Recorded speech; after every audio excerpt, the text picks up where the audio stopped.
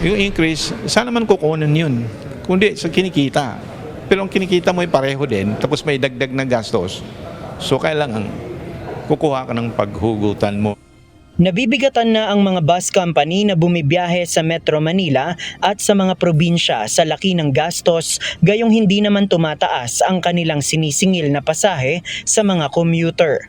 Dahil dito noong Nobyembre ng nakaraang taon, naghain ang 3 grupo ng mga bus operators ng petisyon sa Land Transportation Franchising and Regulatory Board o LTFRB para sa fare increase. Kasama sa mga petitioner ang Southern Luzon Bus Operators Association, nagkakaisang samahan ng nangangasiwa ng panlalawigang bus sa Pilipinas na dating PBOAP at ang Mega Manila Consortium Corporation o MMCC na isa sa mga nag-ooperate sa EDSA busway. Kanina isinagawa ang unang pagdinig hinggil sa kanilang hirit na dagdag pasahe. Ayon sa legal counsel ng mga petitioner na si Attorney Cesar Cainglet, nasa 15% ng kasalukuyang pamasahe ang kanilang hinihiling na dagdag pasahe.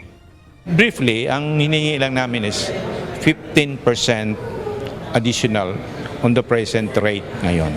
So parang kung ang rate natin, example ay 40 pesos, 15% of that idagdag. So magiging so yun lang aming hiningi. Sa petisyon na isinumite ng mga bus operators, kasama sa dahilan ng hirit na fare increase ang inaprobahang pagtataas ng minimum wage sa NCR na ipinatupad noong July 2024. Ang mga empleyado kasi ngayon ng mga bus company considered regular na 8 hours na. So there was a recent increase in minimum. So maapektuhan ng kumpanya noon. Gayun din ang pagtataas sa halaga ng mga pyesa ng bus na nakakadagdag sa operational cost ng mga bus company. Kasama na din ang pagtataas ng terminal fees tulad sa One Ayala Terminal at sa Parañaque Integrated Terminal Exchange o PITX. At ang pagtataas ng bayad sa mga toll na dinadaanan ng mga provincial bus.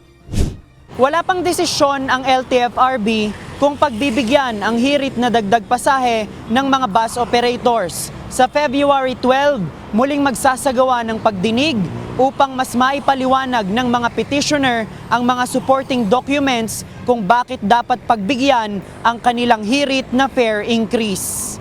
JP Nunez, UNTV, News and Rescue. Diyos ang aming sandigan, serbisyo publiko ang aming pinahahalagahan.